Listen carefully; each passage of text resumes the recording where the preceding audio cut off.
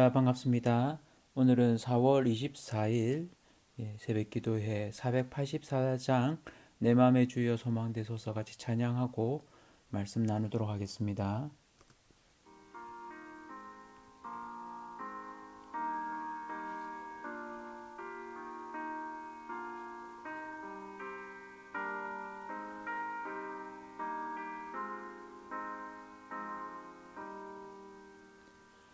내 맘의 주여 소망되소서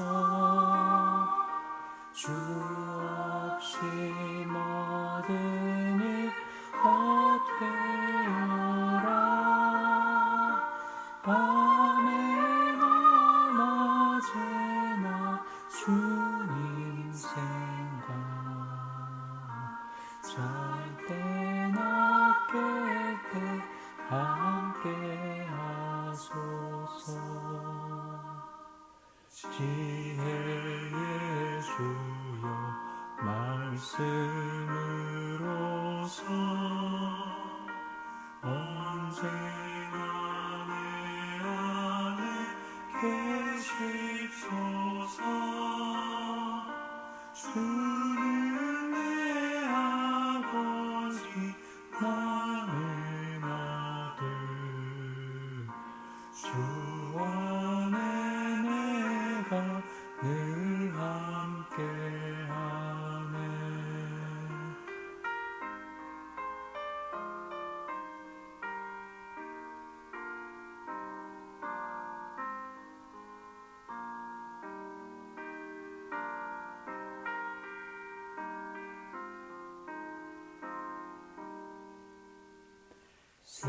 세상의 영광 나 안 보여도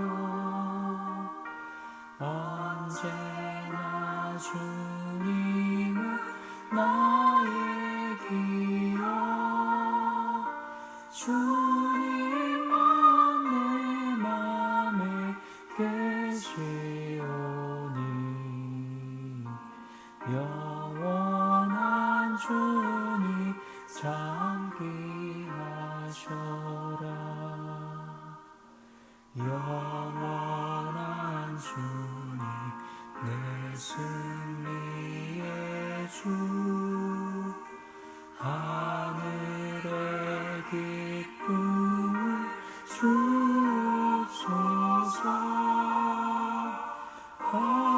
어떠한 고난이 닥쳐와도 만유의 주여 소망되소서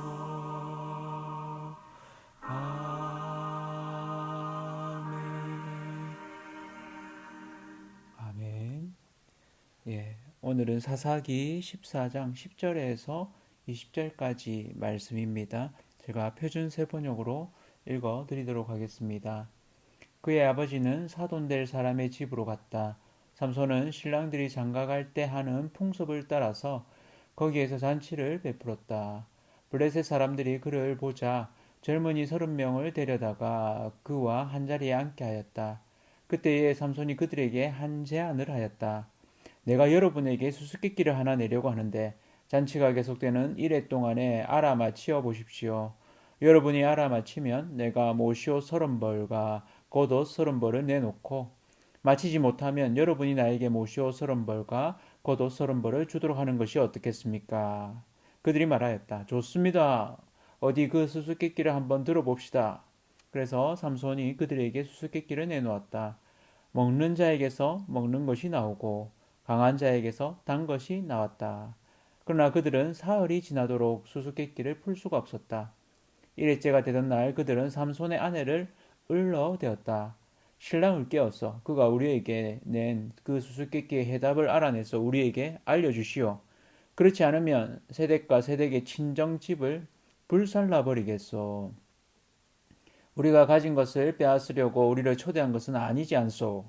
그래서 삼손의 아내는 삼손에게 울며 말하였다. 당신은 나를 미워할 뿐이지 사랑하지는 않아요. 그러니까 당신이 나의 나라 사람들에게 수수께끼를 내놓고도 나에게는 해답을 가르쳐 주지 않았지요. 삼손이 아내에게 말하였다. 이것 봐요.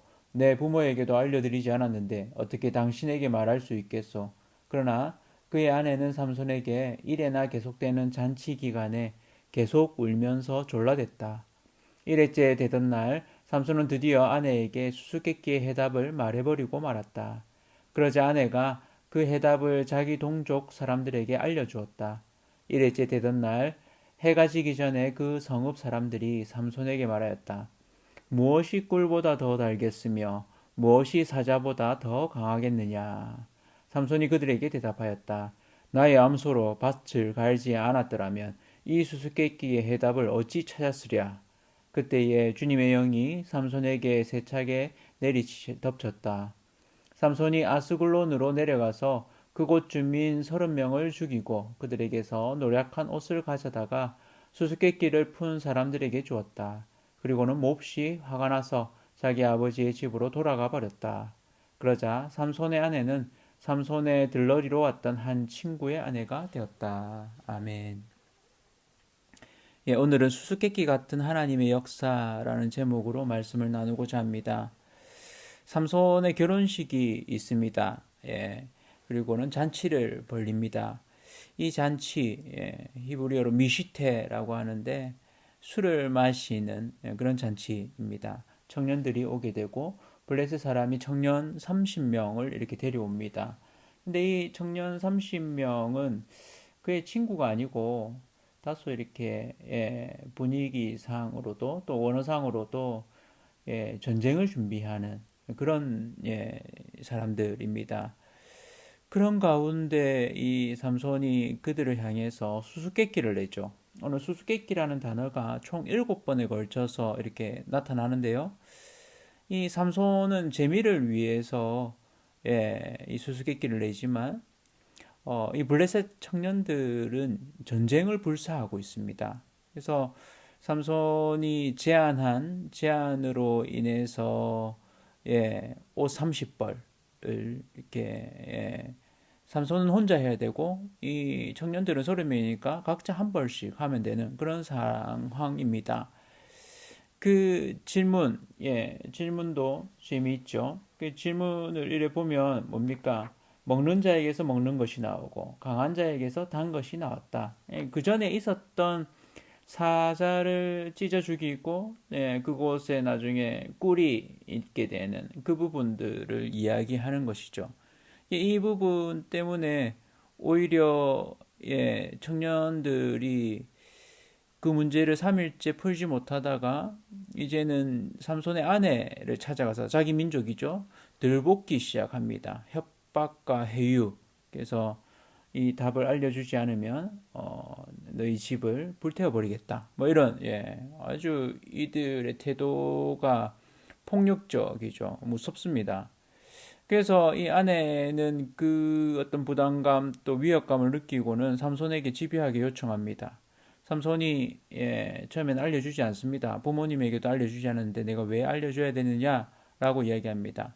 그런데 아내가 너무 집요하게 나를 사랑하지 않아서 그렇다라고 하면서 계속해서 그러니까 결국 그 닭달에 못 이겨서 알려주게 됩니다.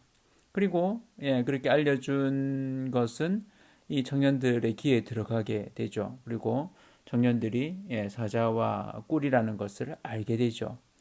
재밌는 것은 이 수수께끼를 내고 수수께끼를 내는 이 삼손은 아주 재미있게 사자와 꿀, 뭐 재미 또 달달한 그런 부분들을 보여주지만 이 일을 통해서 결국 사자의 어떤 그런 모습을 삼손을 통해서 드러납니다. 그래서 삼손은 수수께끼를 내는 것이 되어지지만 또 그로 인해서 화가 나지만 이 화난 이 일로 인해서 아스글론, 블레셋의 한 도시죠. 찾아가서 그곳에 있는 30명을 죽이게 됩니다. 그런데 이렇게 일이 일어나는 이 과정 속에서 개입하시는 분이 있습니다.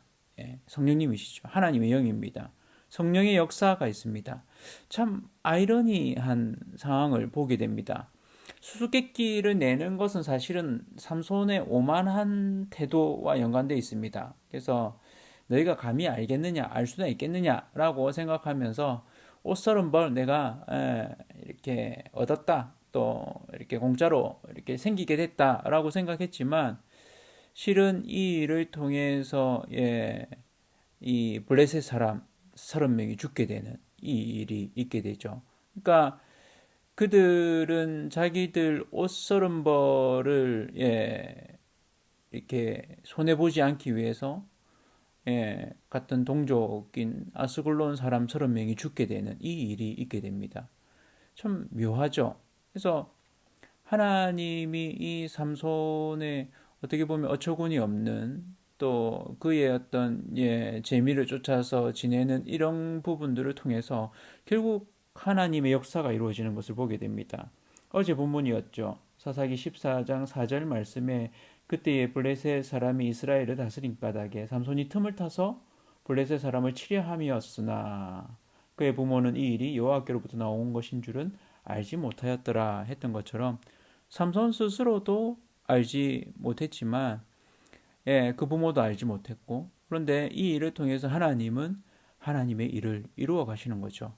그래서 우리 삶에 마치 삼손 같은 우리가 삼손 같은 이런 우리의 즐거움 또 우리의 어떤 부분들을 쫓아서 행하지만 하나님은 그 일들을 통해서 결국 하나님의 역사를 이루어 가시는 결국 뭡니까? 삼손을 통해서 그 블레셋을 치고 그 틈을 이용해서 치는 그리고 결국 이스라엘을 구원하는 그 과정이 하나님의 역사인 거죠. 그래서 하나님의 역사는 쉬지 않습니다. 인간의 어떤 어설픔과 부족함과 한계 가운데서도 하나님은 일하신다는 것을 보게 됩니다. 그래서 수수께끼 같은 이 하나님의 역사, 우리 어떻게 다 이해하겠습니까? 그러나 그 일들을 하나님은 연약한 인간 통해서 일하신다는 것을 믿고 우리가 더 온전히 하나님의 일하심의 통로 되어지기를 원합니다. 그래서 오늘 하루도 때로는 삶을 다 이해할 수 없는 그런 상황 가운데 있을지라도 하나님의 역사, 하나님이 이루어지고 있는 것을 믿고 또 우리를 통해서 그 일들이 이루어지기를 소원하면서 이 하루를 보내기를 축원합니다.